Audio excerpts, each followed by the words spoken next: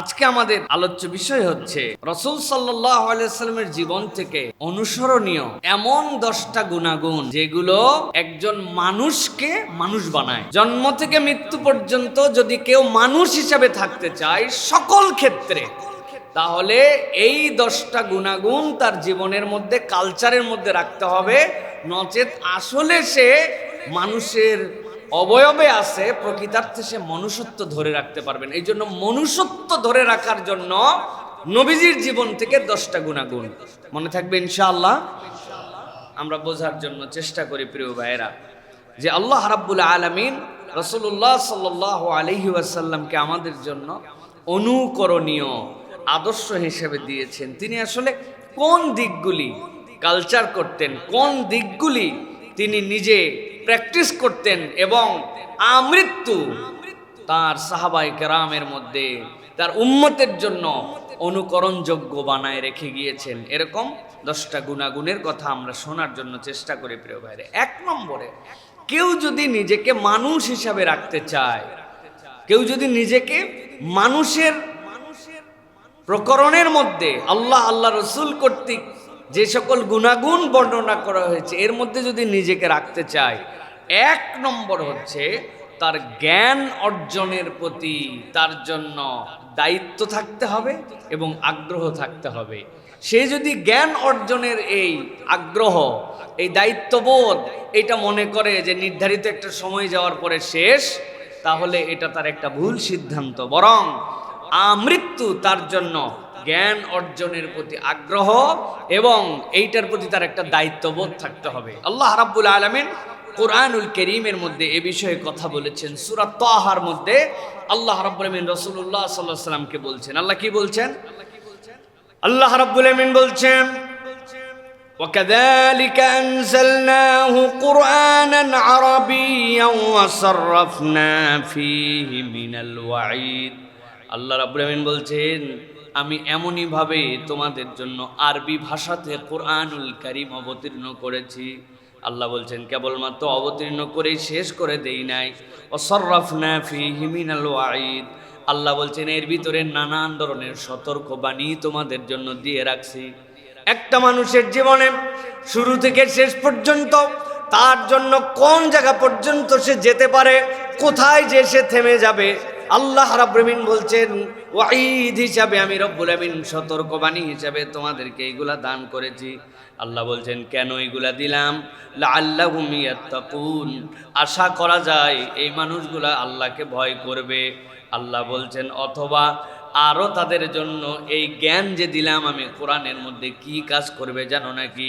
আও ইউহদিসু লাহুম যিকরা, আল্লাহ বলছেন তাদের অন্তরের ভিতরে চিন্তার খোরাক রব্বুল আলামিন জাগ্রত করবেন। সুবহানাল্লাহ। সুতরাং কোরআনুল কারীম এটার যে জ্ঞান, এইটা কেবলমাত্র আপনাকে আমাকে মুত্তাকি করবে না, বান্দার অন্তরের যে একটা খোরাক আছে ওই খোরাকটা চিন্তার জগৎ, যেই চিন্তা দিয়ে সে তার রবকে চিনবে, যেই চিন্তা তাকে রব্বুল আমিনের সামনে মাথা নত করায় দিবে।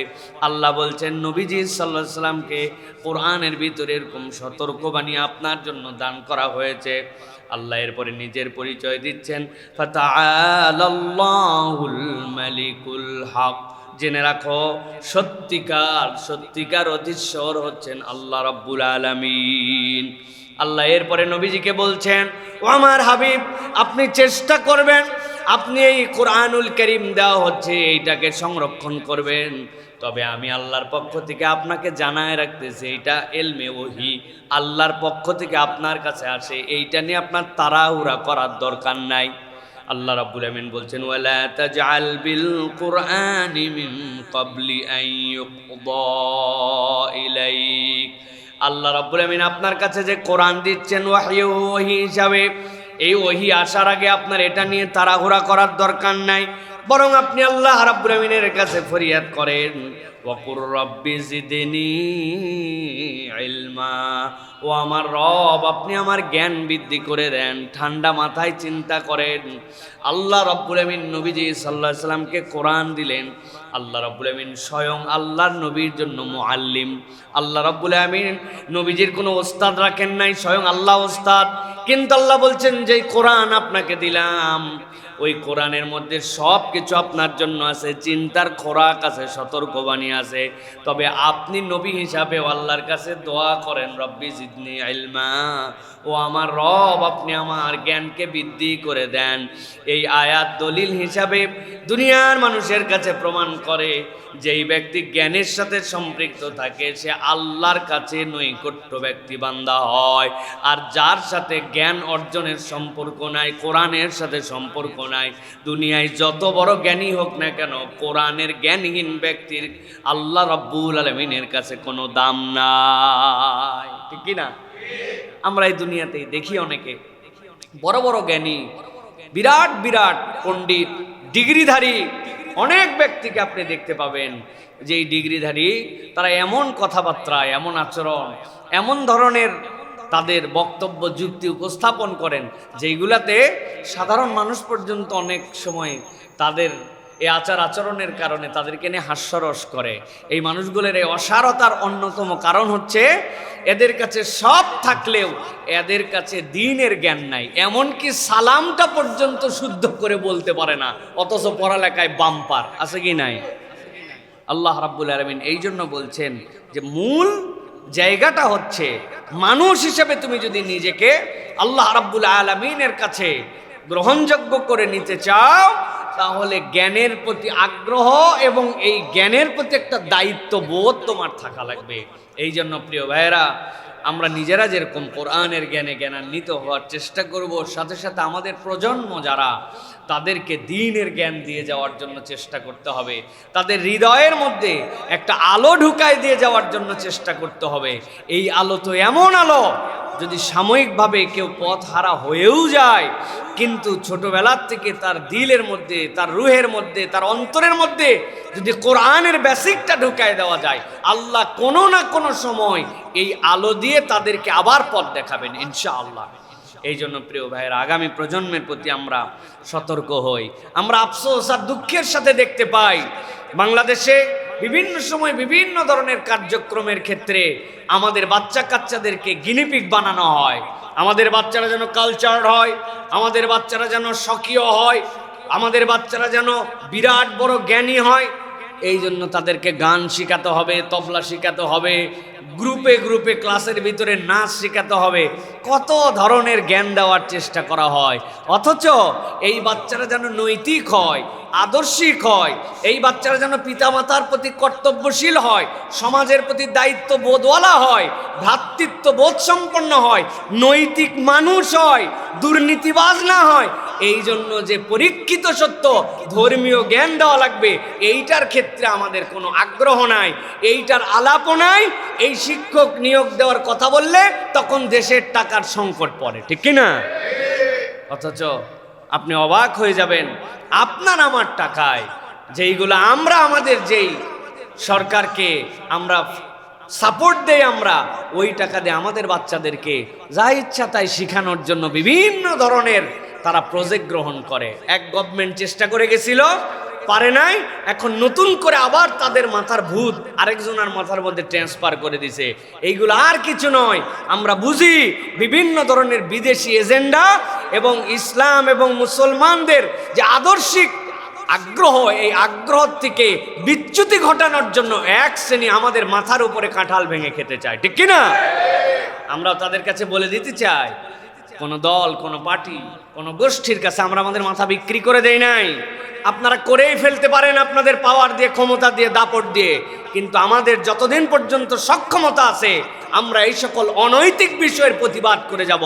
বরং উল্টা আপনাদের কাছে বলতে চাই, আপনারা প্রমাণ করে নেন, আপনারা প্রমাণ করে নেন যারা ধর্মকে লালন করে, ধর্মীয় অনুশাসনকে ফলো করে, আল্লাহ রসুলের প্রতি শ্রদ্ধাশীল হয়, ছোট থেকে যাদের মধ্যে নৈতিক মূল্যবোধ শেখানো হয়, মানুষ বিভিন্ন গ্রেডেই খারাপ থাকে, এর পার্সেন্টেজ হিসাব করে দেখেন ধর্মীয় মূল্যবোধের মানুষেরা এখন পর্যন্ত নৈতিকতায় অনেক আগায় আছে, ঠিক কিনা? দেশে যতগুলা বৃদ্ধাশ্রম আছে, দেশে যতগুলা বাপ মা দেখবেন অস্থির আছে, দেশে যতগুলা বৃদ্ধ হয়ে যাওয়ার পরে পিতামাতার সাথে সম্পর্ক ছেদ হয়ে গেছে, আপনি এর রেশিও খুঁজে দেখেন, এর মধ্যে কত পার্সেন্ট হাফেজ, কারি, ইমাম, আলেম, খতিব, মুয়াজ্জিন। এরকম সন্তানদের বাপ মাকে তাদের অবস্থা যেরকমই হোক আপনি বৃদ্ধাশ্রমে খুঁজে পাবেন না।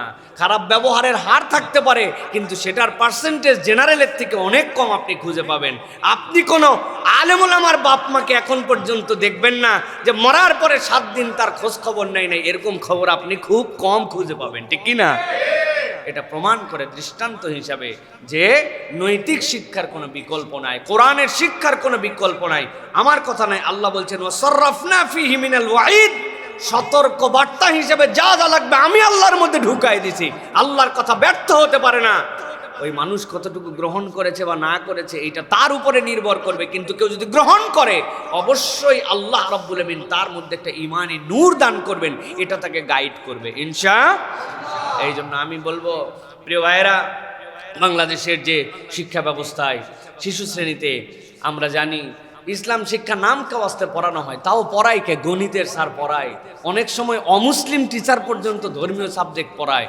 দেশের টাকা কোথার থেকে কোথায় চলে যায়, কিন্তু এরকম প্রত্যেকটা স্কুলে একজন করে আলেম শিক্ষক নিয়োগ দেওয়া দরকার, যারা বাচ্চাদেরকে কোরআন শিখাবে, নৈতিকতা শিখাবে, ধর্মীয় মূল্যবোধ শিখাবে। তিনি তার প্র্যাকটিসিং জীবন দিয়ে তাদেরকে ছোট থেকে গড়ে তোলার জন্য চেষ্টা করবেন। এটা দেশের জন্য অ্যাসেট হবে, এই টাকা ওয়েস্টেজ নয়, বরং আগামীর বাংলাদেশের জন্য এটা সম্পদ হিসাবে বিনির্মাণ হবে, ঠিক কি না? অনৈতিক মানুষ দিয়ে কি ক্ষতি হতে পারে এটা তো আমরা দেখেছি। সুতরাং আমরা দাবি করব, আমরা পরামর্শ দিব যে দয়া করে হঠকারী সিদ্ধান্ত না নিয়া, যেই সিদ্ধান্তে দেশ যাতে উপকৃত হয় এরকম সিদ্ধান্ত আমাদেরকে নিতে হবে। আল্লাহ যেন বুঝার তৌফিক দান করেন। তাহলে 1 নম্বর জ্ঞান অর্জনের প্রতি আগ্রহ এবং দায়িত্ববোধ। দ্বিতীয়ত আমরা যদি দেখি রাসূলুল্লাহ সাল্লাল্লাহু আলাইহি সাল্লাম বলছেন মান সালাকা তারিকান, যেই ব্যক্তি এরকম একটা পথকে বেছে নিল যেখানে সে জ্ঞান অর্জন করবে, আল্লাহ বলছেন সে আসলে জ্ঞান অর্জনের পথ বেছে নেয় নাই, নবী আপনি বলে দেন সে যেন তার জান্নাতে যাওয়ার রাস্তাকে সহজ বানায় নিল। সুবহানাল্লাহ। তাহলে এটা হচ্ছে জ্ঞান অর্জনের জন্য বিরাট উপকারিতা। সাহাবায়ে কেরাম বলতেন নবী আকরাম সাল্লাল্লাহু আলাইহি ওয়াসাল্লাম আল্লাহর কাছে দোয়া করেছেন, আল্লাহুম্মা আনফা'নি বিমা আল্লামতানি ওয়া আল্লিমনি মা ইয়ানফাউনি ওয়া জিদনি ইলমা। আল্লাহ আপনি আমাকে উপকারী জ্ঞান দান করেন, যেই জ্ঞানটা আমাকে দিবেন সেটা দিয়ে আমাকে উপকার দেন, আর আল্লাহ আপনি আমার জ্ঞানকে বৃদ্ধি করে দেন। সুবহানাল্লাহি ওয়া বিহামদি। সুতরাং রাসূলুল্লাহ সাল্লাল্লাহু আলাইহি ওয়াসাল্লাম জ্ঞানের গুরুত্ব দিয়েছেন। বদরের যুদ্ধের কথা কে না জানে, যারা ইসলামকে মিটিয়ে দিতে এসেছিল, সিদ্ধান্ত হলো এরপরে যে এই বন্দীদেরকে আমরা হত্যা করব না। এটা মশওয়ারার ভিত্তিতে হওয়ার কারণে আল্লাহ রাব্বুল আমিন মাফ করে দিলেন। মূলত আল্লাহরও সিদ্ধান্ত ছিল এই ঝামেলা মুক্ত করে দাও, কিন্তু রাসূলুল্লাহ সাল্লাল্লাহু আলাইহি ওয়াসাল্লাম দয়াদ্রতার কারণে পরামর্শ করে বলেন কি কি পদ্ধতিতে এদের মুক্তিপণ দেওয়া হবে। এর মধ্যে একটা পদ্ধতি ছিল যে এরা যদি মদিনার 10 জন নিরক্ষরকে সাক্ষরতা জ্ঞান দিয়ে দিতে পারে, পড়ালেখা শেখাই দিতে পারে, এর বিনিময়েও যারা মুহাম্মদ সাল্লাল্লাহু আলাইহি ওয়াসাল্লামকে হত্যা করতে আসছিল তাদেরকে মুক্ত করে দেওয়া হবে। সুবহানাল্লাহ। আপনি ইলমের ক্ষেত্রে, জ্ঞানের ক্ষেত্রে এর থেকে বেশি আগ্রহী আর কোন মানব এই পৃথিবী সৃষ্টি হওয়ার পর আর পাবেন না, যেটা মুহাম্মদুর রাসূলুল্লাহ সাল্লাল্লাহু আলাইহি ওয়াসাল্লাম আপনার আমার জন্য নজির দেখাই দিয়ে গেছেন। জ্ঞান শেখানোর জন্য আল্লাহ রাসূল সাল্লাল্লাহু আলাইহি ওয়াসাল্লাম মানুষকে প্রেরণ করতেন। মুসআব ইবনে উমাইর নবী করিম সাল্লাল্লাহু আলাইহি ওয়াসাল্লাম আসার আগে মদিনায় আসছিলেন, ঝাঁকে ঝাঁকে মানুষের মধ্যে দ্বীন দান করে দিয়েছিলেন। আল্লাহ রাসূল সাল্লাল্লাহু আলাইহি ওয়াসাল্লাম জ্ঞানের দুধকে প্রেরণ করতেন। সুতরাং মানুষ যদি মানুষ হিসেবে টিকে থাকতে চায় তার মধ্যে জ্ঞানের আগ্রহ, চর্চা, দায়িত্ববোধ এটার সাথে একটা সম্পৃক্ত থাকতে হবে। আপনাকে যে কোনোভাবে আপনার সাথে সম্পৃক্ত থাকবেন, আল্লাহ রাব্বুল আমিন আপনার মানবতাকে বিকাশ করে দিবেন। এটা তাহলে 1 নম্বর গুণাগুণ প্রিয় ভাইয়েরা। 2 নম্বরে কোনো মানুষ যদি নিজেকে মানুষ হিসেবে টিকায় রাখতে চায়, আল্লাহ এবং আল্লাহ রসুলের পক্ষ থেকে ওই মানুষের দ্বিতীয় গুণাগুণ হচ্ছে দয়া এবং সহমর্মিতা। যেই ব্যক্তির ভিতরে দয়া থাকবে না, যেই ব্যক্তির ভিতরে সহমর্মিতা থাকবে না, ওই ব্যক্তির মধ্যে মূলত মনুষ্যত্ব থাকবে না। আল্লাহ রাব্বুল আলামিন সূরা আম্বিয়ার মধ্যে 105 নম্বর আয়াত থেকে বলতে শুরু করেছেন।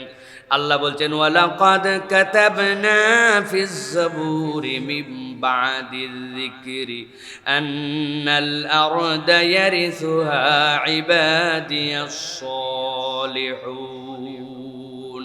আল্লাহ বলছেন আমি উপদেশ দেওয়ার পরে জবুরের ভিতরে দাউদের কিতাবের ভিতরে লিখে দিলাম দুনিয়ার শেষ পরিণতি কি হবে। দুনিয়ার শেষ পরিণতি হচ্ছে এই দুনিয়ার ওয়ারিস, এই দুনিয়ার মিরাজ নামা, এই দুনিয়ার উত্তরাধিকার আল্লাহ খারাপ মানুষের হাতে রাখবেন না। আল্লাহ বলছেন কিছু সময় যদি খারাপের কাছেও যায়, আল্লাহ বলছেন আমার সৎ কর্মপরায়ণ বান্দাগণই এই দুনিয়ার উত্তরাধিকার হবে। সুবহানাল্লাহ। এরপরে আল্লাহ রাব্বুল আমিন বলছেন ইন্না ফি হাযা লাবালাগাল লিকওমিন আবিদিন। আল্লাহ বলছেন এই যে তোমাদের জন্য কথাটা বললাম, এর মধ্যে পর্যাপ্ত পরিমাণে বিষয়বস্তু আছে ইবাদতকারী সম্প্রদায়ের জন্য। মুফাসসিররা ব্যাখ্যা করছেন আল্লাহ রাব্বুল আমিন কেন এই কথা বললেন। দুনিয়ার মানুষ কেবলমাত্র কালাম পড়ে, আল্লাহর কিতাব পড়ে কেবল আল্লাহর জন্য যে ইবাদত করবে এরকম নয়, বরং দুনিয়ার এমন নিদর্শন আছে সে যদি সেইগুলার দিকে তাকায় তাহলে ওই ব্যক্তির মাথাটা অটোমেটিক অবনমিত হয়ে যাবে। সুবহানাল্লাহ। আল্লাহ রাব্বুল আমিন এরপরে আমাদের নবীর ব্যাপারে বলছেন আমি আমার হাবিবকে তোমাদের জন্য প্রেরণ করলাম কি হিসেবে জানো নাকি? আল্লাহ বলছেন ওয়ামা আরসালনাকা ইল্লা রাহমাতাল লিল আলামিন।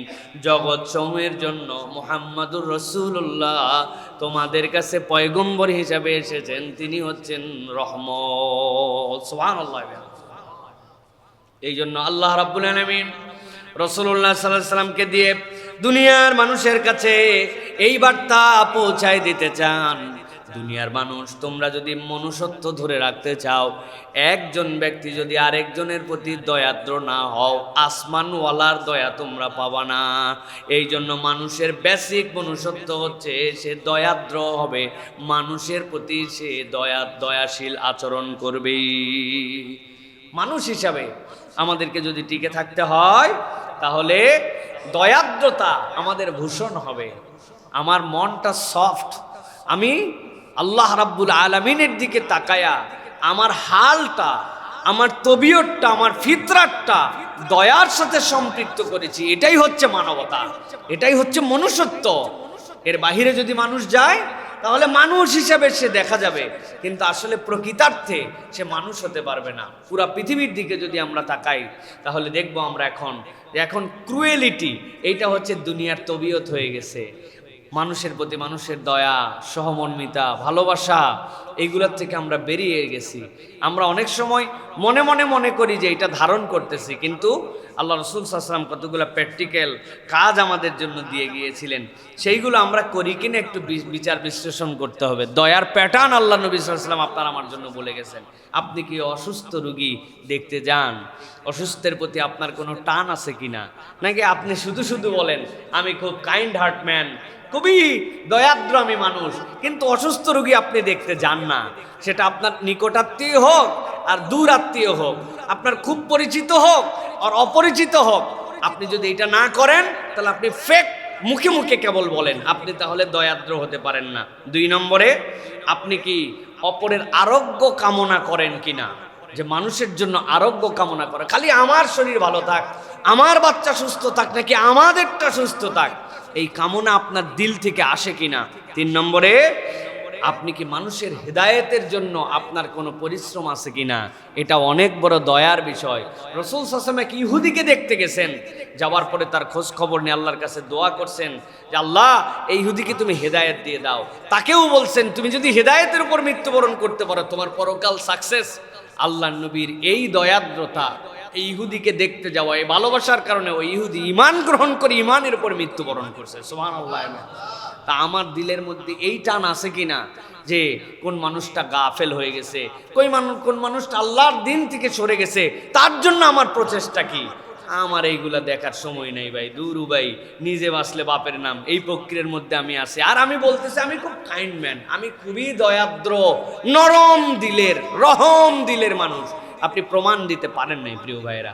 সুতরাং আপনাকে যদি পরিপূর্ণ মানুষ হতে হয় তাহলে দয়া এবং সহমর্মিতা এইটার উপরে আপনাকে থাকতে হবে। 3 নম্বরে যেটা, সেটা হচ্ছে পরিচ্ছন্নতা এবং ইসলামী স্বাস্থ্যবিধি মেনে আপনাকে চলা। সারাটা জীবন আপনাকে পরিচ্ছন্নতার উপরে থাকতে হবে। আল্লাহ রাব্বুল আমিন বলছেন ওয়াসআলুনাকা আনিল মাহিদ, কুল হুয়া আযান ফাতাজিলুন নিসা ফিল মাহিদ। আল্লাহ বলছেন একদম নিচু থেকে উপর পর্যন্ত সব জায়গার পবিত্রতার বিধান আল্লাহ দিলেন। কোন ধর্ম যে বিষয়ে আলোচনা করে নাই, আল্লাহ রাব্বুল আমিন সেই বিষয়ে আলোচনা করছেন। আল্লাহ রাব্বুল আমিন বলছেন মেয়েদের যে প্রত্যেক মাসে তাদের যে অসুস্থতা হয় এইটার ব্যাপারে আপনার কাছে জিজ্ঞাসা করে তারা, ঘটনাটা কি? ইহুদিদের এক ধরনের চিন্তা ছিল, নাসারাদের এক ধরনের চিন্তা ছিল। আল্লাহ বলছেন এইটার দ্বারা কোনো মানুষ মানবিকভাবে অপবিত্র হয়ে যায় না, যদিও বিষয়টা অপবিত্র। আপনি বলে দেন এইটা তাদের জন্য একটা অসুস্থতার সময়, তবে জেনে রাখো তোমাদের জন্য দায়িত্ব হচ্ছে এই মানুষগুলার হালতটা অসুস্থতার জন্য হলেও এই মানুষগুলা কিন্তু বেসিকভাবে মানবীয়ভাবে অপবিত্র হয়ে যায় না। আল্লাহ রাব্বুল আমিন বলছেন তবে দায়িত্ব হচ্ছে ওয়ালা তাকরাবু হাত্তা ইয়াতহুরনা ফাইযা তাতাহহারনা, যখন তারা অপবিত্র অবস্থায় থাকবে তখন তোমরা তাদের সাথে একত্রিত হও না। যখন তারা আবার পবিত্র হয়ে যায় ফাতুহুন্না মিন হাইসু আমারাকুমুল্লাহ, আল্লাহ যেভাবে তোমাদের জন্য নির্দেশ দিয়েছেন এরপরে তোমরা তাদের সাথে সেইভাবে সময় যাপন করতে পারো। আল্লাহ বলছেন ইন্নাল্লাহা ইউহিব্বুত তাওয়াবিনা ওয়া ইউহিব্বুল মুতাতাহহিরিন, আল্লাহ তওবাকারীকেও পছন্দ করেন, আল্লাহ রাব্বুল আমিন পবিত্রতাকেও পছন্দ করেন। সূরা বাকারা 222 নম্বর আয়াত কারিমার মধ্যে আল্লাহ রাব্বুল আমিন ডিটেইল করেছেন। বেসিক কথা হচ্ছে ইন্নাল্লাহা ইউহিব্বুত তাওয়াবিন ওয়া ইউহিব্বুল মুতাতাহহিরিন, আল্লাহ রাব্বুল আমিন তওবাকারীকে পছন্দ করেন, মুতাতাহহিরকে আল্লাহ রাব্বুল আমিন পছন্দ করেন। প্রিয় ভাইরা, আমরা যদি ইসলামের হালাল হারামের বিধানও দেখি, খাওয়ার ক্ষেত্রে দেখবেন আল্লাহ রাব্বুল আলামিন আপনার আমার জন্য বলেছেন যে কুলু হালালান তাইয়্যিব, তোমরা কেবল হালালই নয় বরং তোমরা তাইয়্যিব করে খাও। সুবহানাল্লাহি বিহামদিহি। কোরআনে খাবার সাথে দুইটা শব্দ জড়িত আছে, একটা আজকা আর একটা হচ্ছে তাইয়্যিব। কেবল হালাল নয় আজকা হতে হয়, কেবল হালাল নয় তাইয়্যিব হতে হয়। বিসমিল্লাহ আল্লাহু আকবার বলে মুরগি জবাই করছি, এটা খাওয়া আপনার জন্য হালাল, কিন্তু এটা আপনার জন্য তাইয়্যিব হয় নাই। এটা উত্তম পদ্ধতিতে রান্না করা, এইটাকে পরিষ্কার পরিচ্ছন্ন করা, ধোয়া, যেটা আপনার স্বাস্থ্য উপযুক্ত সেইটা আপনার গ্রহণ করা, এটার নাম হচ্ছে তাইয়্যিব। ইসলাম আপনাকে দিক নির্দেশনা দিয়েছে। আরেকটা কি? খাদ্যের সাথে আজকা, তোমার যেটা আত্মশুদ্ধির সাথে লাগে এই রকম খাদ্য তোমার জীবনে লাগবে। সেটা কি? সেটার ক্ষেত্রে অনেক ব্যাখ্যা আছে। একটা ব্যাখ্যা হচ্ছে প্রসেসিং ফুড, যত মানুষ বেশি খাবে তত বেশি তার মধ্যে স্বভাব বিকৃত হয়ে যাবে, বরং ন্যাচারাল ফুড বান্দা যত বেশি খাবে এইটার সাথে বান্দার তবিয়তের সাথে সম্পৃক্ত থাকবে। এখন দেখবেন মানুষ খালি মিষ্টি খোঁজে। ও ভাই, আপনি তো রসগোল্লা খাবেন মিষ্টির দোকান থেকে, আপনি আমড়ার মধ্যেও মিষ্টি খুঁজেন, পেঁপের মধ্যেও মিষ্টি খুঁজেন, বড়ইয়ের মধ্যেও মিষ্টি খুঁজে, স্বয়ং তেঁতুলের মধ্যেও মিষ্টি খুঁজে। কি কথা ঠিক কিনা ভাই? তাই মিষ্টি মরিচ খোঁজে বান্দা। কি কোন জায়গায় আমরা গেছি ভাই? আপনি খেয়াল করে দেখবেন সব সিডলেস, কোনো কিছুর মধ্যে সিড নেই। কিরে ভাই, আল্লাহ সৃষ্টি করলেন এর মধ্যে সিড দিয়া, যে ওর বীজ থেকে আপনি বীজ পাবেন, এখন সব সিডলেস আপনার জন্য সিডলেস বানাই দিয়েছে, মানে বীজই ছাড়া সব হওয়া লাগবে আপনার। আপনি কেমনে এটা চাইলেন? এটা আজকা তো আম না। মানুষের যে ফিতরাত চেঞ্জ হয়ে যাচ্ছে, মানুষ ভিন্ন রকম আচার আচরণ করতেছে, এর অন্যতম কারণ হচ্ছে এই খাদ্যগুলার ন্যাচারালিটি নষ্ট করে এইগুলাকে কৃত্রিমভাবে আমরা আমাদের কাছে উপস্থাপন করছি। এই জন্য এইগুলার রুহানিয়াত নাই, এই খাদ্যের মধ্যে কোনো রুহানিয়াত নাই। আপনি দেখবেন আর খুঁজে পাওয়া যায় না ভাই। আগে খাদ্যের সিজন ছিল, ঠিক কিনা? এখন কোনো সিজন আছে ভাই? সিজন নাই জন্য স্বাদ নাই। কপি 12 মাস পাওয়া যায়, ওরে সুবহানাল্লাহ। টমেটো 12 মাস পাওয়া যায়, আপনার যখন চাই তখন পাওয়া যায়। আমি এই জন্য অনেক চিন্তা ভাবনা করে বলছি, একটা ফলের প্রতি আল্লাহ এখন পর্যন্ত দয়া করছে। এই একটা ফল কেবল মাত্র 12 মাস পাওয়া যায় না। আল্লাহ যেন এদের মাথায় কোনো গবেষণার থেকে এটা যেন আল্লাহ না আনে, যে অন্তত লিচুটারে যেন 12 মাস না বানায়। পাকিস্তানিরা নাকি একটা ডায়লগ দেয় যে যৌবন আর হচ্ছে পুরুষত্ব আর লিচু এটা কোনো সময় অপেক্ষা করে না, এটা নির্ধারিত সময় চলে যায়, এটা থেকে যায়। তো এই একটা ফল এখন পর্যন্ত কিভাবে যেন টিকে আছে। কোন দিন জানি শুনবেন যে 12 মাসে পাওয়া শুরু হয়ে গেছে। এইটা আল্লাহ যেন হেফাজত করে লিচুকে। প্রিয় ভাইয়েরা, এইটার কারণ কি? আপনি এই যে আমাদের স্বাদ উঠে গেছে, খাবার মধ্যে থেকে আজকা এই জিনিসটা দূর হয়ে গেছে। এই জন্য প্রিয় ভাইয়েরা, ইমানদারের টার্গেট থাকবে যে সে যেটাই গ্রহণ করবে এটা পরিচ্ছন্ন হবে, এটা তয়্যিব হবে। ইমানদার খালি হালাল খুঁজবে না, ইমানদার তয়্যিবের সাথে সম্পৃক্ত হবে। সুবহানাল্লাহ। এই জন্য আমি দোকানদারদের কাছে একটা পরামর্শের কথা বলি, যারা খাদ্যের বিজনেস করেন দেখবেন বরকত হয় না, বলে এত ব্যবসা করি এত টাকা রাখতে পারলাম না। অধিকাংশ দোকানে মানুষকে খাওয়ানোর ক্ষেত্রে তারা তাইয়েবের কালচার করেন না, তারা পাক সাফ পবিত্রতার কথা চিন্তা করেন না। যেটার মধ্যে পাক সাফ থাকবে না, যেটা মানুষ খাচ্ছে, এটা আপনার কখনো বরকতের কারণ হতে পারে না। কেউ দেখতেছে না, আপনি দেখতেছেন। যেটা আপনি নিজে খাবেন না, আপনার সন্তানকে খাওয়াবেন না, ওই খাবার আপনি মানুষকে খাওয়ায় দিচ্ছেন। এক গামলা ময়লা পানি, আপনি কল্পনা করেন তাহলে চোখ বন্ধ করে, যে মানুষ খাচ্ছে ওইটার মধ্যে আপনি প্লেট ধুচ্ছেন, প্লেটে দেখা যাচ্ছে প্লেট পরিষ্কার হয়ে যাচ্ছে, তেল উঠে গেছে, চর্বি উঠে গেছে, কিন্তু এক গামলার মধ্যে 100 জনের প্লেট আপনি ধুয়া আপনি সার্ভ করে দিচ্ছেন, মানুষ না বুঝে খেয়ে নিচ্ছে। আপনার কি মনে হচ্ছে এটা তাইয়েব হচ্ছে? আপনি কেমনে বরকত প্রত্যাশা করেন? কেউ দেখতেছে না। আপনি আপনার গা ঘেমে গেছে, যেই ঘামটা অপরের জন্য অরুচিকর, আপনি আপনার রুটিওয়ালাকে দিয়ে রুটি বেলাচ্ছেন, সে কপালের ঘাম এরকম করে মুছে আবার আটা ওইখান থেকে তুলে সে রুটি বেলতেছে। বরকতটা আপনার কোত্থেকে আসবে প্রিয় ভাইরা? একবার কল্পনা করেন যে আপনি কত অরুচিকর ভাবে মানুষকে এই খাদ্য খাওয়াচ্ছেন। আপনি কল্পনা করেন আপনি বিষ দিচ্ছেন, যে বিষ দেওয়ার পরে নির্ধারিত সময় সেটাকে অপেক্ষা করাতে হবে, তারপরে মানুষকে দিতে হবে। মানুষের একটা পরিপাকতন্ত্র আছে, আল্লাহর সৃষ্টি একটা সিস্টেম আছে। আপনি কোনো কিচ্ছু মানতেছেন না, কেবল আপনার ব্যবসায়িক স্বার্থের দিকে তাকায়া, প্রফিটের দিকে তাকায়া ডাইরেক্ট বিষ দিয়ে ডাইরেক্ট তুলে মানুষের কাছে আপনি পৌঁছায় দিচ্ছেন। এটার দ্বারা আমাদের ভবিষ্যৎ প্রজন্ম পঙ্গু হয়ে যাচ্ছে। এমন হেভি মেটাল আপনি ওর মধ্যে দিচ্ছেন যেটা মানব স্বাস্থ্য নিতে পারে না। আপনি মনে করতেছেন বাহ বাবা, এইটা করে আবার নামাজের আজান হওয়া মাত্র আপনি 60 করে এসে মসজিদে দাঁড়ায় যাচ্ছেন, জাকাত হিসাব করে আপনি পয়সা আদায় করে দিচ্ছেন, বছরকে বছর আপনি হজে চলে যাচ্ছেন, মসজিদ বিনির্মাণে আপনি টাকা দিচ্ছেন। কিন্তু আপনার উৎস কি? মানুষকে মরণযোগ্য খাবার, বিষাক্ত খাবার, হারাম খাবার, নাপাক জিনিস, ওই ব্যবসা দিয়া আপনি মানুষকে ধ্বংস করে দিচ্ছেন। ধ্বংস করে দিয়ে আপনি এই কাজ করতেছেন, মনে করতেছেন আল্লাহ রাব্বুল আমিনের কাছে কাটাকাটির খেলা, তাই না? কাটাকাটির খেলা আছে না আমাদের? চুরি করা গরু কুরবানি দিছিল, চুরি করা গুনাহ, কুরবানি করা সওয়াব, গোশত খাওয়া ফাও। উনি এরকম মনে করতেছে ইবাদত বন্দেগী সবই আছে, মানুষকে হারাম খাওয়ায় দিচ্ছে আমি। কাহিনী কিন্তু এত সহজ নয় প্রিয় ভাইরা। এই জন্য আল্লাহ রাব্বুল আমিন আপনার আমার জন্য দায়িত্ব দিচ্ছেন, ইন্নাল্লাহা ইউহিব্বুত তাওয়াবিন ওয়া ইউহিব্বুল মুতাতাহহিরিন। আল্লাহ মুতাতাহহির, যেই ব্যক্তি পবিত্র তাকে পছন্দ করেন। আপনি যে কাজ করতেছেন, আকাম কুকাম করতেছেন, ওইটা আপনার পবিত্রতার মধ্যে যাচ্ছে না। এই বাংলাদেশে আগামী প্রজন্ম শেষ হয়ে যাবে, আমাদের বাচ্চা কাচ্চা শেষ হয়ে যাবে। এক প্রজন্ম যে আপনি আর কোনো সুস্থ লোক খুঁজে পাবেন না, ইতিমধ্যেই পাওয়া যাচ্ছে না। আপনি হাজার হাজার লোকের মধ্যে জিজ্ঞাসা করে দেখেন, ভাই আপনার কি কোনো রোগ বালায় আছে? একটা লোক বুকে হাত দিয়ে সাহস করে বলতে পারবে না আমার কোনো সমস্যা নেই। বলতে পারবে ভাই? যেই লোক এই কথা বলবে ওই লোকের হয়তো বা ব্রেনের ডিস্টার্ব হয়ে গেছে, ওই জন্য এই কথা বলতেছে, না বুঝে যে আমার কোনো সমস্যা নাই। বুঝবেন যে ওর ব্রেনে কোনো ঝামেলা। ভাই এ কম দুঃখে কম আফসোসে এটা বলা হচ্ছে না। ছোট ছোট মানুষের জন্য বড় বড় মেজর প্রবলেম আপনি কল্পনা করতে পারবেন না। এইগুলো সব আমাদের মধ্যে ছড়াই গেছে কি দিয়ে? খাদ্যের বিষ দিয়ে। খাদ্যের বিষ দিয়ে আমাদের প্রজন্ম ধ্বংস হয়ে যাচ্ছে। আল্লাহ আমাদেরকে বোঝার তৌফিক দান করো।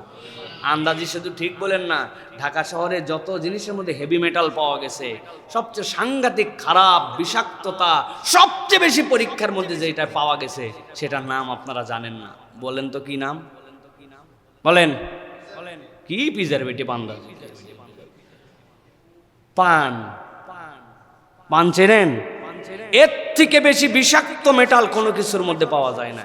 ডাইরেক্ট সকাল 7টার সময় স্প্রে করার পরে 8টা থেকে উঠাতে শুরু করে, 11টার মধ্যে প্যাকেট করে এরপরে পাঠায় দেয়।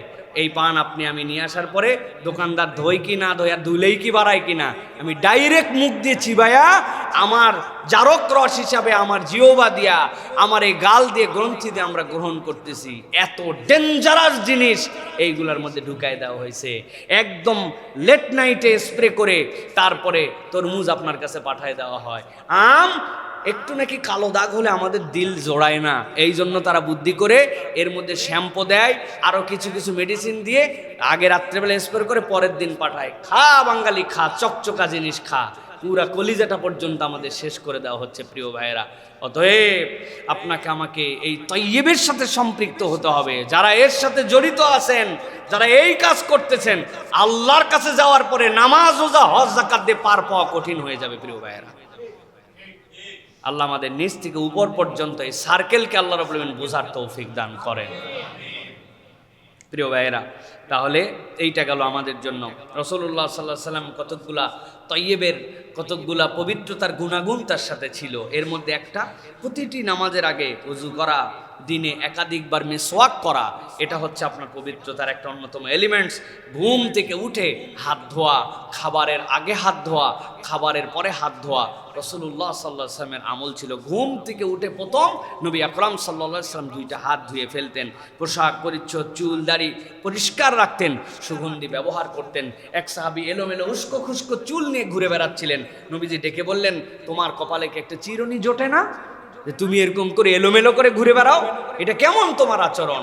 রাসূল আরবি সাল্লাল্লাহু আলাইহি ওয়াসাল্লাম আভ্যন্তরীণ এবং বাহ্যিক উভয় পবিত্রতার ক্ষেত্রে রাসূলুল্লাহ সাল্লাল্লাহু আলাইহি ওয়াসাল্লাম আপনার আমার জন্য অনুপম আদর্শ ছিলেন। এটা গেল 3 নম্বর, দীর্ঘ হয়ে যাচ্ছে।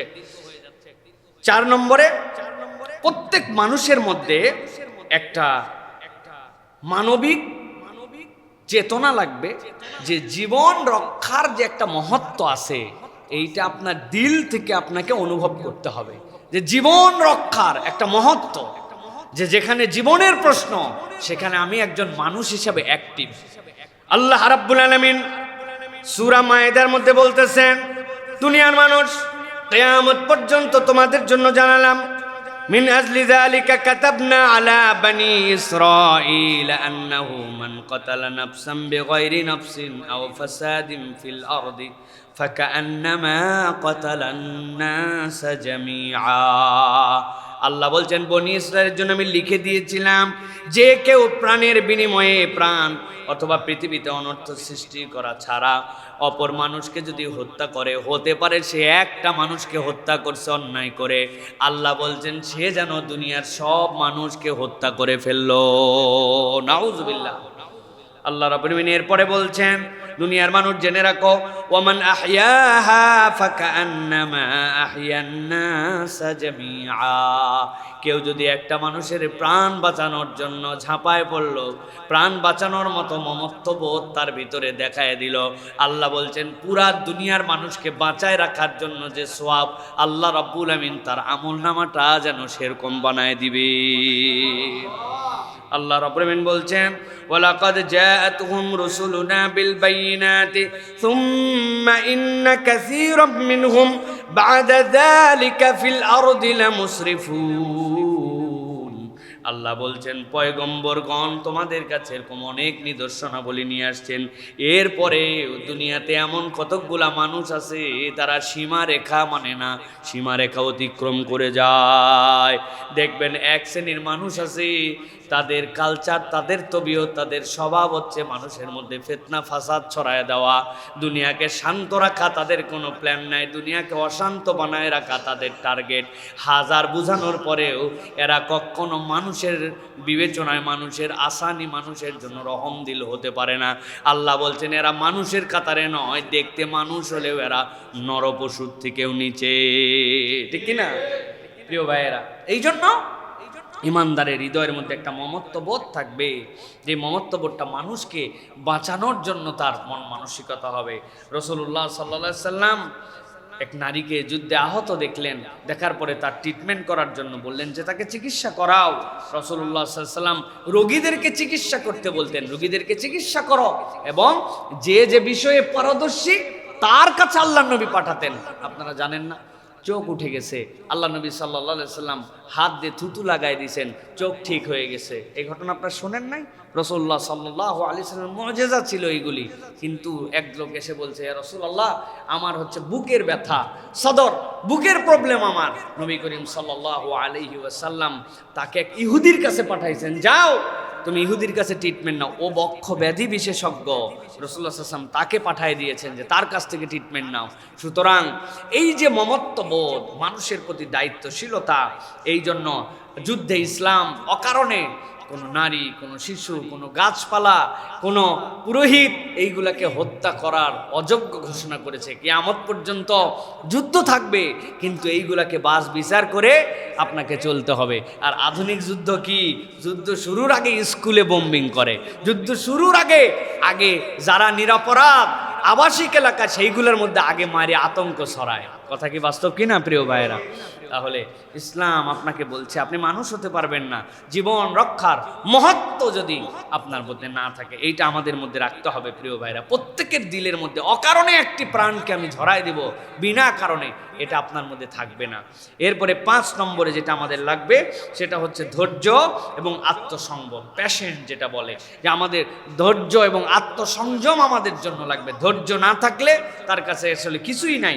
আল্লাহ কোরআনুল কারীমের সূরা নাহালের মধ্যে সুস্পষ্ট দিক নির্দেশনা দিয়েছেন। 127 নম্বর আয়াতের মধ্যে আল্লাহ রাব্বুল আলামিন বলেছেন, ওয়াসবির ওয়ামা সাবরুকা ইল্লা বিল্লাহ ওয়ালা তাহজান আলাইহিম ওয়ালা তাকু ফি যায়কিম মিম্মা ইয়ামকুরুন। আল্লাহ রাব্বুল আলামিন বলছেন যে তোমাদের জন্য আল্লাহ রাব্বুল আলামিন দায়িত্ব দিলেন, ওয়াসবির, ও আমার হাবিব আপনি সবর করেন। আল্লাহ রাব্বুল আলামিন ব্যতীত নয়, আল্লাহ রাব্বুল আলামিন ব্যতীত আপনার এই ধৈর্যের রিওয়ার্ড কেউ দিবেন। আপনি দুঃখ করবেন না তাদের জন্য যারা চক্রান্ত করে, চক্রান্তকারীদের জন্য আপনি মন খারাপ করার কোনো কারণ নাই, বরং আপনি সবর করেন, আল্লাহ এর উত্তম বিনিময় আপনাকে দান করবেন। সুবহানাল্লাহ। এই জন্য প্রিয় ভাইয়েরা, অনেক সময় আমরা অধৈর্য হয়ে যাই। এই সবরের ক্ষেত্রে আগেও আপনাদেরকে বলেছি, সবরের 2টা লেয়ার আছে।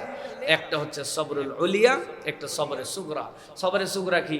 অসুস্থ হয়েছি, আলহামদুলিল্লাহ, আল্লাহ রোগ দিছে, ভালো হবেই, এই চাকরি বাকরি একটু পাচ্ছি না, চেষ্টা করতেছি, দেখি আল্লাহ রিজিকের মালিক, এইটা বলে সবর করি আমরা। এটা একটা সবর। কিন্তু সবরের আরেকটা টপ লেয়ার আছে, আল্লাহর হুদুদের উপরে আপনি এটা অতিক্রম করে কখনো যান না। হাজার কঠিন পরিবেশ পরিস্থিতি তৈরি হয়েছে, একটু মিথ্যা বললেই সিস্টেম হয়ে যেত, কিন্তু আপনি চিন্তা করছেন না, আল্লাহ তো এটা বলতে বলেন নাই, অতএব আমি সবর করে গেলাম যে আমি এই জায়গায় মিথ্যার সাথে সম্পৃক্ত হলাম না, হারামের সাথে সম্পৃক্ত হলাম না। আল্লাহর হুদুদকে আপনি সর্বোচ্চ লেভেলে আপনি মেনে নিছেন। লোকজন পাম্পট্টি দিয়ে বলছে, দাড়ি রাখলে তোরে কেমন লাগে দেখতে, বয়স হয় না এখনো। আর আপনি দেখতেছেন যে আপনার বয়স পার হয়ে যাচ্ছে, কিন্তু আপনার মুখে এখন পর্যন্ত দাড়ি জ্বালাইলো না। আছে না এরকম লোকজন প্রিয় ভাইরা? কি জন্য বলেন তো? এটা জাস্ট আত্মার সাথে সম্পৃক্ত। আল্লাহ রাব্বুল আলামিনের অথচ যাই দেখেন উনি রোগের প্রতি অত বেশি টেনশন নেয় না, রোগ বালাই আসলে ওইটার উপর সবর করে থাকে, কিন্তু এইটার উপর তার সবর নাই। হ্যাঁ, এই জায়গাতে তিনি সবর নিতে পারতেছেন না। 2 বান্ধবী মিলে পাম্পট্টি মারছে। আরে প্রত্যেক দিন বিয়ে শাদী কি মানুষের প্রত্যেক দিন হয় নাকি? যে সাজগুজ দিছি সে এখনো যদি বোরকা ঢাকায় দেন, তাহলে আবার বিয়ের মজা কি হলো? উনি পাম্পট্টি গিলে নিয়ে অন্য সময় পর্দাওয়ালা, আজকে হয়ে যাবে পর্দা। কিন্তু না, উনি বলছে সব জায়গাতে আমার এই পর্দা, আল্লাহ যে হুদুদ দিছে এটা অতিক্রম করবো না। এটা সবরুল উলিয়া। আল্লাহ এই জন্য নবীকে বলছেন, ওয়াসবির ওয়ামা সাবরুকা ইল্লা বিল্লাহ। আল্লাহর জন্য ছাড়া আর কারোর জন্য সবর নয়। আপনি আল্লাহর জন্য সবর করেন, আল্লাহ এর বিনিময় আপনাকে দান করবেন। সুবহানাল্লাহ। অতএব প্রিয় ভাইরা, আমরা মানুষ হতে চাইলে আমাদেরকে সবর করতে হবে। প্রিয় ভাইরা, রাসূলুল্লাহ সাল্লাল্লাহু আলাইহি ওয়াসাল্লাম সবরের সর্বোচ্চ পরাকাষ্ঠা আমাদের সামনে উপস্থাপন করেছেন। তায়েফের ময়দানে আল্লাহ নবী সাল্লাল্লাহু আলাইহি ওয়াসাল্লামকে কি পরিমাণ মারা হয়েছে, নবী করিম সাল্লাল্লাহু আলাইহি ওয়াসাল্লাম তারপরেও তার উম্মতের জন্য বদদোয়া করেন নাই। আল্লাহ নবী সাল্লাল্লাহু আলাইহি ওয়াসাল্লামের এইটার বিনিময় কি হলো? এইটার বিনিময় হয়ে গেল পুরা আরব ইসলামের সুশীতল ছায়ায় চলে আসলো। পুরা তায়েফ আল্লাহ রাসূল সাল্লাল্লাহু আলাইহি ওয়াসাল্লামের কাছে তারা আত্মসমর্পণ করে ফেললো, তারা ঈমান এনে ফেললো। ধ্বংস দোয়া করে দিলে তো ধ্বংস হয়ে যেত। ইব্রাহিম আলাইহিস সালাম নবীজির সন্তান যখন ইন্তেকাল করেছেন, নবীজির চোখ দিয়ে পানি পড়ছিল, কিন্তু তিনি অধৈর্য হয়ে যান নাই। সাহাবায়ে কেরাম জিজ্ঞাসা করেছেন, আপনিও কাঁদছেন? বলে হ্যাঁ, এটা মায়া, এটার নামই ভালোবাসা। কিন্তু আল্লাহ নবী সাল্লাল্লাহু আলাইহি ওয়াসাল্লাম অধৈর্য হয়ে যান নাই। রাসূলুল্লাহ সাল্লাল্লাহু আলাইহি ওয়াসাল্লাম এগুলো আপনার আমার জন্য দেখিয়েছেন। যুদ্ধ দুর্দশার সময়, কঠিন পরিস্থিতিতে আল্লাহ রাসূল সাল্লাল্লাহু আলাইহি ওয়াসাল্লাম ধৈর্য ধরতে বলেছেন এবং এটা আমাদেরকে শিখিয়েছেন। রাসূলুল্লাহ সাল্লাল্লাহু আলাইহি ওয়াসাল্লাম সেই গারে সওরের মধ্যে সেখানে বসেছিলেন। ইজ হুমা ফিল গার ইজ ইয়াকুলু লি সাহিবিহি লা তাহজান ইন্নাল্লাহা মা'ানা। আবু বকর বলছেন, ইয়া রাসূলুল্লাহ, শুধু একবার মাথা নিচু করলে আমি দেখে ফেলতে পারতাম যে এরা কারা কারা, সবাইকে চিনি, আমাদেরকে এই ধরেই ফেলছে ইয়া রাসূলুল্লাহ। আমি দীর্ঘ 22 বছর পর আবার এইবার জাবালে সওরের গারে শহরে উঠছি, অনেক কষ্ট। তারপরে মনে করলাম আরেকবার জীবনে বয়স হয়ে যাচ্ছে, আর উঠতে পারি কিনা ভবিষ্যতে। এই যে লাস্ট এইবার জাবালে শহরে আবার উঠছি, সুবহানাল্লাহি বিহামদি, মনে হয় আর দম চলবে না, এখনই শেষ হয়ে যাবে। আল্লাহ নবী সাল্লাল্লাহু আলাইহি ওয়াসাল্লাম সেই গুহার মধ্যে উঠলেন। গুহাটা ওই রকম অবিকৃতভাবে এখনো আছে। তার ভিতরে ঢুকলাম, ঢুকে বের হলাম, ফিলটা অন্যরকম হয়। উপর থেকে উটের উপরে থাকলে দেখা যাবে না ভিতরে কে আছে, কিন্তু নিচে তাকালেই চিনে ফেলা যাবে যে কে আছে। আবু বকর রাদিয়াল্লাহু আনহু ভয় খাইছেন, আল্লাহ কোরআন অবতীর্ণ করছেন, ভয় করো না, তুমি তো একাই নও, আমরা দুইজনও নয়, এখানে আল্লাহ রাব্বুল আলামিন আছেন। সুবহানাল্লাহ। যে আল্লাহ জাবালে সওরের গারে সওরের মধ্যে ছিলেন, ওই আল্লাহ আপনার আমার জন্য আছেন। অথবা আল্লাহর উপর তাওয়াক্কুল করে আমাদেরকে সবসময় সবরের উপরে চলার জন্য চেষ্টা করতে হবে। 6 নম্বরে যেটা বলবো প্রিয় ভাইয়েরা, মানুষ হিসেবে যদি আমরা টিকে থাকতে চাই তাহলে সময়ের মূল্যায়ন করতে হবে। মানুষই কেবলমাত্র সময়ের মূল্যায়ন করতে পারে, আর কোনো প্রাণী জগতের মধ্যে অন্য কারো সময়ের মূল্যায়নের প্রয়োজনীয়তা তাদের নাই, যদিও তারা সময়ের মূল্যায়ন করে।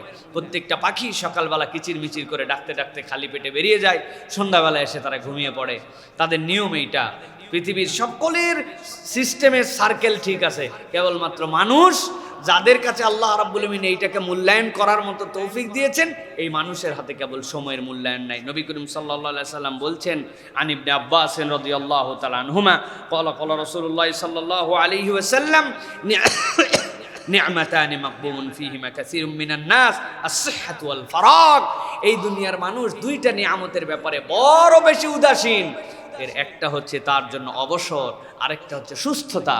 যখন আমি সুস্থ, এটার মূল্যায়ন আমি করি না, যখন আমার অবসর আছে এটার মূল্যায়ন আমি করি না, তখন এইটাকে আমরা অন্যরকমভাবে ব্যবহার করি। অতএব প্রিয় ভাইয়েরা, আমরা আমাদের জীবনের সময়গুলোকে মূল্যায়ন করার জন্য চেষ্টা করি। প্রিয় ভাইয়েরা, মানুষ হতে পারবো না তাছাড়া আমরা, আর যাই হই আমাদের যে মানবিক শান্তি, দেখবেন আমাদের শান্তি উঠে গেছে কেন? টাইম ম্যানেজমেন্ট না থাকার কারণে আমাদের জীবন থেকে দেখবেন শান্তি নাই, আমাদের জীবনে টাইম বরকত নাই। আমরা বলি না, ওরে আল্লাহ, সপ্তাহ শুরু হতে হতে শেষ হয়ে গেল, বলি না? আমরা এরকম কথা বলি কিনা আপনারা বলেন? আরে দিন শুরু হতে হতে না শেষ হয়ে গেল। কাদের দিন শুরু হতে হতে না শেষ হয়ে যায়? যাদের দিন শুরু হয় সকাল 10টায়, এদের দিন শুরু হতে হতে না শেষ হয়ে যায়। আর ওই ফজরের আউয়াল ওয়াক্তে যখন উঠা হয়, ওঠার পরে 10টা বাজতে বাজতে 2বার খাওয়া লাগে, এমন খিদা লাগে। আপনি কোথার থেকে আসেন, আপনি দিন শুরু আর শেষ? সকাল ফজরের আজানের আগের থেকে আউয়াল ওয়াক্তে যদি ফজরের আজান হয়, মক্কা শরীফে আমরা 4:13-তে আমরা মক্কায় সালাত আদায় করতাম। 4:13 ফজর, 4:13 পরে উঠে গল্প গুজব করে, এরপরে তাওয়াফ করে, এরপরে সকালের নাস্তা করে, এরপরে ঘরে আসে 6টা বাজে না, এক চক্কর শেষ। আপনি বলছেন দিন শেষ হয় না, দিন তো 7টা পর্যন্ত। এরপরে 3 ঘন্টা ঘুমানোর পরে 9টার থেকে উঠে তারপরে আবার 12টা পর্যন্ত আরেক দিন, জোহরের পরে আরেক দিন, আসর যদি আউয়াল ওয়াক্তে খালি হয়ে যায়, মাগরিব পর্যন্ত আপনার আরেক দিন, দিনই শেষ হয় না। আর আপনি কোন দিন শুরু হলো কখন, শেষ হলো কখন? আপনি ঘুমান রাত 3টার সময়, উঠেন সকাল 10টায়, আপনার ফজর কখন আর আপনার আসর কখন? প্রিয় ভাইয়েরা, এই জন্য প্রিয় ভাইয়েরা, দিন, এই যে নামাজ, দাওয়া, সমাজসেবা, এইগুলো আপনার একটা সার্কেলের মধ্যে থাকতে হবে, টাইম ম্যানেজমেন্টের মধ্যে থাকতে হবে। দিনের ওজিফাগুলো যদি আপনার না থাকে, দিনের বরকত কোত্থেকে আসবে? ফজরের নামাজ পড়লাম, শাট করে উঠে দৌড় দিয়ে বের হয়ে গেলাম, ফজরের ওজিফাই আপনি আদায় করলেন না। ফজরের পরে রাসূলুল্লাহ সাল্লাল্লাহু আলাইহি ওয়াসাল্লাম কতগুলা স্পেশাল দোয়া করতে বলেছেন, সাইয়্যিদুল ইস্তিগফারটা আপনি পড়লেন না, আল্লাহুম্মা আনতা রাব্বি লা ইলাহা ইল্লা আনতা খালাকতানি। আপনি কেমনে মানুষ ফজরের নামাজের পরে আপনি আয়াতুল কুরসি পড়লেন না? আপনি রাদিতু বিল্লাহি রাব্বান ওয়া বিল ইসলামি দীনান ওয়া বি মুহাম্মাদিন নাবিয়্যুন ওয়া রাসূলা, আপনি দোয়া পড়ে আপনার সকাল শুরু করলেন না। আপনি আপনার সকালের সৌন্দর্য আল্লাহ রাব্বুল আলামিনের কাছে উপস্থাপন করলেন না। আপনার কিভাবে আপনার দিন তাহলে টাইম ম্যানেজমেন্টের মধ্যে যাবে? এই আজকারগুলা আমার রুহের খোরাক। আমার যেরকম মুখের খাদ্য আছে, ওরকম আমার রুহের খাদ্য আছে। ওই রুহ অস্থির হয়ে যাবে, ওই রুহ কোনো কিছুতে আপনাকে প্রশান্তি দিতে পারবে না যদি ওর মধ্যে সকাল সন্ধ্যার জিকির না থাকে। আপনি আল্লাহর কাছে বলেনই নাই সকালবেলা, বিসমিল্লাহিল্লাযী লা ইয়াদুররু মা ইসমিহি শাইউন ফিল আরদি ওয়ালা ফিস সামা ওয়া হুয়াস সামিউল আলিম আশহাদু আল্লা ইলাহা ইল্লাল্লাহু ওয়াহদাহু লা শারীকা লাহুল মুলকু ওয়া লাহুল হামদু ইউহয়ী ওয়া ইউমীত। আপনি বলেনই নাই, এই তাসবিহাতে আপনি শুরু করেন নাই, কেমনে দিন শুরু হবে প্রিয় ভাইরা? মাত্র 5 মিনিট, কিন্তু এইটা আপনার জন্য $1,000,000 প্রজেক্ট। এইটা আপনার রুহের মধ্যে এমন প্রশান্তি দিয়ে দিবে, সাধারণ মানুষদের দূরের কথা, আমরা যারা রাত দিন মানুষে জ্ঞান দিয়ে বেড়াচ্ছি, ওয়াজ করে বেড়াচ্ছি, আমরা নিজেরা সকাল সন্ধ্যার তাসবিহ পড়ার মতো আমাদের সময় নাই। খালি সালাম ফিরানো দেরি, মোবাইলটা অন করে নোটিফিকেশান চেক করতে 1 সেকেন্ড দেরি নেই। মনে হচ্ছে মোবাইলে হাত না দিলে পৃথিবীর টাইম বোম সেট করা আছে, এটা অফ করা লাগবে। আমার টাইম বোমের হাত আমার হাতে, পুরো পৃথিবী ধ্বংস হবে কি হবে না এটা আমার সাথে সম্পৃক্ত, এরকম একটা ভাব নিয়ে আমরা চলাচল করতেছি। এই কথা বললেন না যে প্রিয় ভাইয়েরা? দয়া করে 2টা জিনিস করবেন, 2টা। সকালবেলা ঘুমের থেকে উঠে প্রথম মোবাইলে হাত দিবেন না। টাইম দেখা লাগলে ঘড়িতে দেখবেন, ওতে দূরের সম্পর্ক রাখবেন। ফজর সকালবেলা ঘুমের থেকে উঠে খবরদার মোবাইল ধরবেন না। ফজরের নামাজে খবরদার মোবাইল সাথে নিয়ে যাবেন না, কোনো নামাজেই নিয়ে যাবেন না, বাড়িতে রেখে যাবেন। বাড়িতে এসে আবার মোবাইল ধরবেন। 3 দিন প্র্যাকটিস করে দেখেন। সকালবেলা উঠে আমি মোবাইল ধরি না, সালাত আদায় করি, আজকার আদায় করি, তারপরে ভিতরে পেরেশানি, আরে কি নোটিফিকেশনটা আছে রে, কারা কারা জানে আমার মেসেজ দিয়ে শুয়েছে। কেমনে আপনারা মেসেজ দিল? আপনি না 3টায় লাস্ট মেসেজ চেক করে শুয়েছেন। আপনার পার্টির লোক সব তো 3টার সময় ঘুমাইছে, এরা কখন মেসেজ দিবে?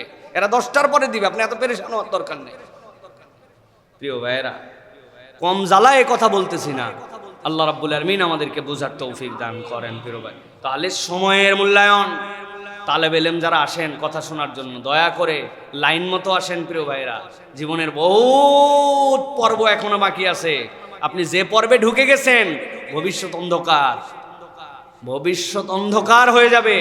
এই পর্বের থেকে নিজ দায়িত্বে বের হয়ে আসেন। তাছাড়া মুসিবত আছে প্রিয় ভাইরা, বিরাট মুসিবত আছে প্রিয় ভাইরা। আল্লাহ আমাদেরকে বোঝার তৌফিক দান করেন। এরপরে 7 নম্বর, উত্তম আচরণ এবং যোগাযোগ দক্ষতা। একটা মানুষের উত্তম আচরণ লাগবে এবং যোগাযোগ দক্ষতা লাগবে। এটা হচ্ছে মানুষ হিসেবে মানুষকে নিজেকে উপস্থাপন করার জন্য আল্লাহ রাব্বুল আমিন আপনার আমার জন্য নিয়ামত দান করেছেন। আল্লাহ রাসূলুল্লাহ সাল্লাল্লাহু আলাইহি ওয়াসাল্লামের ব্যাপারে কি বলেছেন? ওয়া ইন্নাকা লাআলা খুলুকিন আযীম।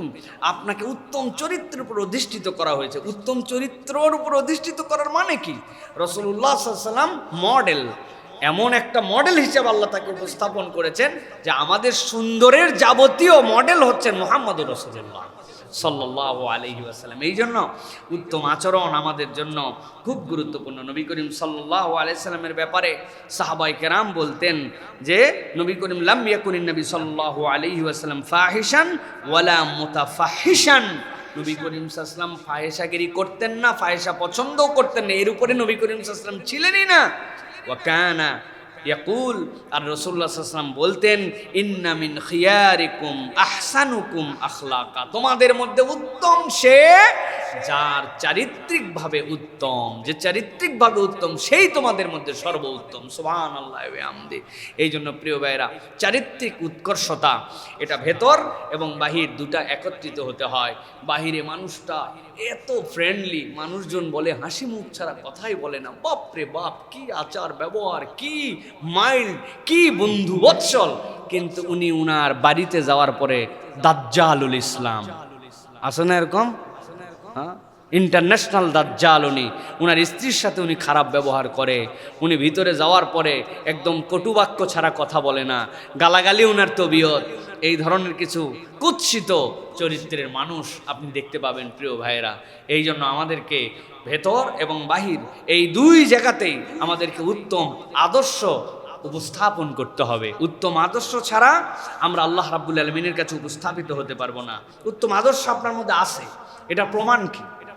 রাসূলুল্লাহ সাল্লাল্লাহু আলাইহি ওয়াসাল্লামের জীবন থেকে কতগুলো জিনিস আপনার জীবন লাগবে। নবীজি ছোট বাচ্চা কাচ্চার সাথে খেলতেন। মদিনার শিশুদের এরকম এক্সেস ছিল, আহা কি মানুষ ছিলেন রাসূলুল্লাহ সাল্লাল্লাহু আলাইহি ওয়াসাল্লাম। যার মন চাইছে আল্লাহ নবীর হাত ধরে জেনে মন চাই উনি টাইনে নিয়ে চলে যেত। এই লোকটারে পাইছি তো পাইছি, নবীজিরে টাইনে নিয়ে একজন এদিক গেছে, একজন নবীও টাইনে তার সাথে যান। ওরা জানতো টানলে এই ব্যক্তিটা আমাদের সাথে আসবেন আর মাইন্ড করবেন না। সুবহানাল্লাহ। Can you believe that? তা আপনারা আমার একটা বাচ্চা টাইনে নিয়ে যাচ্ছে যে আসেন তো এই কোনার দিকে বল খালি ড্রেনের মধ্যে পড়ে যায়, আপনি ফিল্ডিংটা এই কোনায় দাঁড়ান। বেয়াদব, তোর বাপ কিছু শিখায় নাই, বেয়াদব কোথাকার মুরব্বী মানুষের হাত ধরে টাইনে নিয়ে উনি বল ঠেকানোর জন্য নিয়ে আসছে, আদব নাই লেহাজ নাই। ঠিক এই রকম কাজটাই মদিনার শিশুরা নবী করিম সাল্লাল্লাহু আলাইহি ওয়াসাল্লামকে নিয়ে যেত যে আমাদের পার্টিতে লোক কম, অপর পার্টিতে লোক বেশি, আপনি দুধ ভাত, আপনি আমাদের সাথে আসেন। নবী করিম সাল্লাল্লাহু আলাইহি ওয়াসাল্লাম বাচ্চাদের সাথে খেলতেন, তাদের সাথে মিশতেন। সুতরাং আপনি বলতেছেন আমার খুব উত্তম আচরণ, কিন্তু আপনার বাচ্চাদের সাথে সম্পর্ক নেই। বাচ্চা কাচ্চা উল্টা আপনার আতঙ্কে থাকে। মসজিদে এসে খালি একটুখানি কথা বলছে, আপনি তো নামাজ কালাম শেষ করার পরে যে যারা যাচ্ছেন ওরে ওরে বাবা রে বাবা, ও আর জিন্দেগিতে মসজিদমুখী হবে না। এরকম অনেকগুলা খাটাস মার্কা বুড়া আছে না আমাদের? বাবারে এত জোরে বললেন ভাই, আহা, এইটা কোনো চরিত্র হতে পারে না প্রিয় ভাইয়েরা। 2 নম্বরে যেটা সাহাবারা বলতেন, আহা, নবীজি যার সাথে কথা বলতেন ওই লোক বিশ্বাস করত আল্লাহর নবী আমার থেকে বেশি কাউকে ভালোবাসেন না। জেনারেলি সকলেই মনে করত তাই। কি অবাস্তব আচরণ তার মধ্যে ছিল। মানুষ মনে করত আল্লাহর নবী আমাকেই সবচেয়ে বেশি ভালোবাসেন। এশার আজান হয়ে গেছে, নামাজে দাঁড়াই গেছেন সাহাবাই কেরাম, একজন যা আরবি একজন বেদুইন আসলো, নবী করিম সাল্লাল্লাহু আলাইহি ওয়াসাল্লাম মুসাফা করলো, দরজার সামনে দাঁড়ায়, মোহাম্মদ কেমন আছো, তোমার অবস্থা কি, তোমার ভাল পুস্তি কি, আমার অবস্থা তো জানো না, এই বিপদের মধ্যে এ কামত শেষ। এই লোক গল্প জুড়াই দিছে সামনে। আল্লামা রাগিব ইস্পাহানি এই হাদিসটা নিয়ে আসছেন আখলাকুন নবীর ভিতরে। তিনি বলছেন যে নবী করিম সাল্লাল্লাহু আলাইহি ওয়াসাল্লামের আচরণ ছিল কোনো ব্যক্তির দিক থেকে তিনি কখনো আগে মুখ ফিরায় নিতেন না, ওই ব্যক্তি যতক্ষণ না তার দিক থেকে মুখ ফিরায় নিত। সুবহানাল্লাহ। নামাজ দাঁড়ায় গেছে, আল্লাহ নবী তারপরে মুখ ফিরান নাই, তার কথা শেষ করে তারপরে নামাজে এসে দাঁড়াইছেন। এই চরিত্র এত সহজ নয়। আল্লাহ রাসূল সাল্লাল্লাহু আলাইহি ওয়াসাল্লাম এইগুলা ছিল উত্তম আচরণ, যে রাসূলুল্লাহ সাল্লাল্লাহু আলাইহি ওয়াসাল্লাম হাসি মুখে কথা বলতেন, ভাইয়ের সাথে হাসি মুখে মিশতেন, কখনো কাউকে কটু কথা বলতেন না। সুতরাং আমি বলতেছি আমি উত্তম আখলাকওয়ালা, গালি গালাজে তার মুখ শেষ। হাই হাই হাই। আর কতকগুলা গালি আছে দূরবর্তী গালি, আপনারা দেন কিনা জানি না। কোথায় খেলা হচ্ছে সাউথ আফ্রিকায়, আর উনি টিভির সামনে বসে বলছে হারামজাদা এরে পাস দিলি না কেন, খেলাই শিখেনি এখনো। বাবা, উনি বিশ্বকাপের কোচ, উনি মুখ নাপাক করে ফেলতেছে টিভির সামনে বসে। আসে না নাই কতগুলা? আরে ব্যাককলের ব্যাককল কোথাকার, আপনি চিন্তা করছেন আমার কোথাকার মুখ কোথায় আমি নাপাক করে ফেলতেছি? দূরবর্তী গালি দিচ্ছে, দুনিয়া চালায় ফেলতেছে উনি একবারে। কিভাবে আমরা তাহলে উত্তম আচরণকারী? মুখের এই যে মুখের হেফাজত, এইগুলা আল্লাহ রাসূল সাল্লাল্লাহু আলাইহি সাল্লাম কখনো কটু কথা বলতেন না। এগুলো আমাদেরকে অনেক বেশি সতর্কতার সাথে থাকতে হবে। উত্তম আচরণ, এবং যখন মানুষ উত্তম আচরণ করবে তখন যোগাযোগ দক্ষতা তার মধ্যে তৈরি হয়ে যাবে। মানুষের সাথে মিলামেশা, মানুষের সাথে কথা বলা, মানুষের সাথে তার আন্তরিকতা ওই লোকের প্রভাব বিস্তার করবে। তখন ওই লোক যে কথা বলে মানুষ তখন ওই কথা নিয়ে ফেলবে। আল্লাহ যেন আমাদেরকে তৌফিক দান করেন। 8 নম্বরে যেটা বলবো সেটা হচ্ছে টিম ওয়ার্ক। আমরা যদি মানুষ হতে চাই তাহলে দলগতভাবে অনেক কাজ করার মতো আমাদের মধ্যে মেন্টালিটি থাকতে হবে। সহিহ বুখারীর হাদিসের মধ্যে আসছে, ইন্নাল মুমিনা লিল মুমিনি কাল বুনিয়ান ইয়াশুদ্দু বা'দুহু বা'দা ওয়া শাব্বাকা আসাবিআ। রাসূলুল্লাহ সাল্লাল্লাহু আলাইহি ওয়াসাল্লাম বললেন, শোনো, মুমিনরা হচ্ছে একদম সীসা ঢালা প্রাচীরের মতো। নবীজি এর পরে হাতের আঙ্গুলের মধ্যে আঙ্গুল ঢুকাই দিলেন। রাসূলুল্লাহ সাল্লাল্লাহু আলাইহি ওয়াসাল্লাম এরকম করে ঢুকাই বলেন, এই দেখো যেরকম করে তোমাদের জন্য একটা আরেকটার সাথে লেগে আছে, ঈমানদার এরকম করে লেগে থাকবে। তার মানে মুমিনরা সহযোগী হবে, মুমিনরা একজন আরেকজনের কল্যাণকামী হবে। তাআওয়ানু আলাল বিররি ওয়াত তাকওয়া, ঈমানদার সহযোগী হবে, সামষ্টিক কাজ করার জন্য চেষ্টা করবে। তার মধ্যে দলগত কাজ করার মতো মন মানসিকতা থাকবে, লিডারশিপ গ্রহণ করার মতো তার মধ্যে ব্যক্তিত্ব থাকবে, শ্রবণ করার মতো তার মধ্যে মানসিকতা থাকবে। এটা অত্যন্ত বড় আমাদের জন্য গুণাগুণ। প্রিয় ভাইয়েরা, এই দুনিয়ার সবাই বক্তা, কিন্তু রাসূলুল্লাহ সাল্লাল্লাহু আলাইহি ওয়াসাল্লামের থেকে উত্তম শ্রোতা আসমানের নিচে জমিনের উপরে কেউ ছিলেন না। আমরা বক্তা হওয়ার জন্য অনেক প্র্যাকটিস করি, কিন্তু শ্রোতা হওয়াও একটা যে গুণাগুণ, এটা নবী করিম সাল্লাল্লাহু আলাইহি ওয়াসাল্লাম দেখাই দিয়ে গিয়েছিলেন। প্রিয় ভাইয়েরা, আনুগত্য কেমন করে করতে হয় এটাও নবী করিম সাল্লাল্লাহু আলাইহি ওয়াসাল্লাম দেখাই দিয়ে গেছেন। যিনি আসমান থেকে ওহী আসে, ওয়া মা ইয়ানতিকু আনিল হাওয়া ইন হুয়া ইল্লা ওয়াহয়ুন ইউহা, ওই ব্যক্তি সাহাবায়ে কেরামের সাথে পরামর্শ করেছেন, তিনি বলেছেন আমি আমার পারস্য অঞ্চলে দেখেছি বড় যুদ্ধের ক্ষেত্রে এরকম পরীক্ষা খনন করা হয়, তাদেরকে প্রোটেক্ট করার জন্য আক্রমণই করতে হয় না, ঢুকতে দেওয়া হয় না। রাসূলুল্লাহ সাল্লাল্লাহু আলাইহি ওয়াসাল্লাম আল্লাহর নবী খন্দকের যুদ্ধে একজন সাহাবীর পরামর্শ মেনে নিছেন। তিনি বলেন নাই ওরে ভাই তোমাদের এলাকা মাটির এলাকা ছিল, কাটা সহজ, আমাদেরগুলা পাথর, কোন জায়গার বুদ্ধি তুমি কারে দিতে আসছো, এরকম কথা বলছেন নবীজি। তাহলে আনুগত্যের ক্ষেত্রে আল্লাহ নবী সাল্লাল্লাহু আলাইহি ওয়াসাল্লাম দেখাই দিয়ে গিয়েছেন যে দলগতভাবে করলে সব কাজ করা সম্ভব। আমাদের কোনো দলীয় প্রজেক্ট নাই, আমাদের কোনো দলগত কাজ করার কোনো মানসিকতা আমাদের মধ্যে নাই প্রিয় ভাইয়েরা। এইগুলো আমাদের জন্য খুব বেশি মুসলিম উম্মার মধ্যে যে ইম্প্যাক্টফুল কাজ, এই ইম্প্যাক্টফুল কাজগুলা আমাদের মধ্যে থেকে চলে যাচ্ছে। এই জন্য মানুষ হতে হলে টিম ওয়ার্ক আমাদের জন্য দরকার প্রিয় ভাইয়েরা। মসজিদে নববীর জন্য আল্লাহ নবী নিজের কাঁধে করে কাঠ বহন করেছেন, পাথর বহন করেছেন। সাহাবায়ে কেরামকে কেবল ডিউটি দিয়ে শেষ করে দেন নাই, রাসূলুল্লাহ সাল্লাল্লাহু আলাইহি ওয়াসাল্লাম যুদ্ধের কৌশল গ্রহণ করার সময় সাহাবায়ে কেরামের পরামর্শ গ্রহণ করতেন। উহুদের ঘটনা আপনারা কম বেশি জানেন, ইয়াং সাহাবীদের জন্য কিন্তু বাহিরে যেতে হয়েছিল। আল্লাহ নবীও চান নাই বাহিরে যেয়ে যুদ্ধ করবেন, কিন্তু সাহাবায়ে কেরাম বলছে বদরে এদেরকে হাড্ডি হালাল করে দিছি আমরা, আর আমরা উহুদে যদি মনে করি যে ভিতরে থেকে যুদ্ধ করবে, এরা মনে করবে যে ভয় পেয়ে গেছে, ইয়া নবী আল্লাহ বাহিরে যেয়ে মারতে হবে। পরামর্শের ভিত্তিতে কিন্তু আল্লাহ নবী বাইরে গেছেন। আসলে কিন্তু সিদ্ধান্ত ছিল ভিতরে থাকা। মুসলমানরা প্রাথমিকভাবে বিপর্যস্ত হয়েছে, কিন্তু মশওয়ারা করে গেছেন, আল্লাহ নবী সেটা মেনে নিছেন। এই যে আমাদের মেন্টালিটি, এটা বিরাট বড় শিক্ষা আমাদেরকে দেয়। মুসলমানদের পিছিয়ে পড়ার অন্যতম কারণ টিম ওয়ার্ক নাই।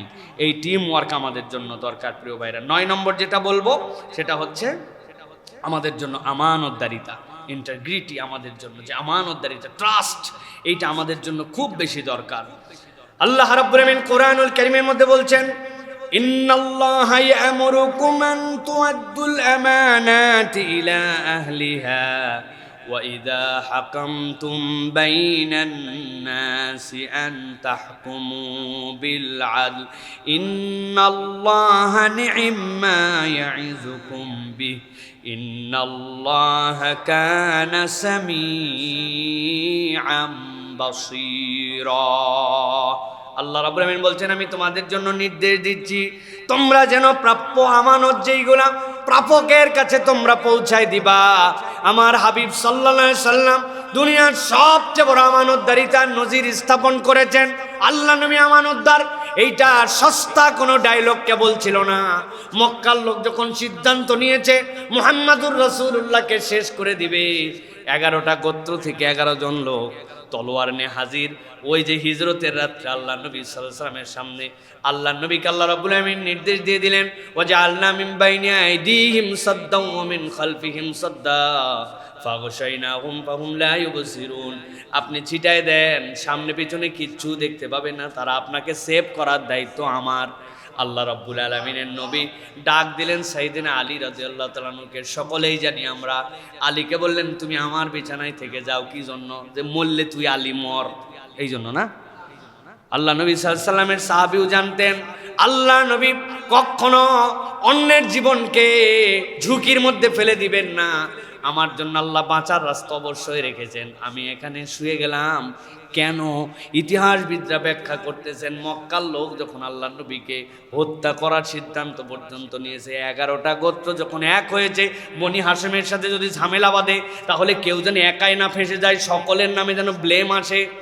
কিন্তু ওই মানুষগুলা যারা আল্লাহ নবীকে হত্যা করবে জানে, ওই মানুষগুলা নিজের বউরে বিশ্বাস করতে পারে নাই, বাপরে বিশ্বাস করতে পারে নাই, গোত্রপতিরে বিশ্বাস করতে পারে নাই।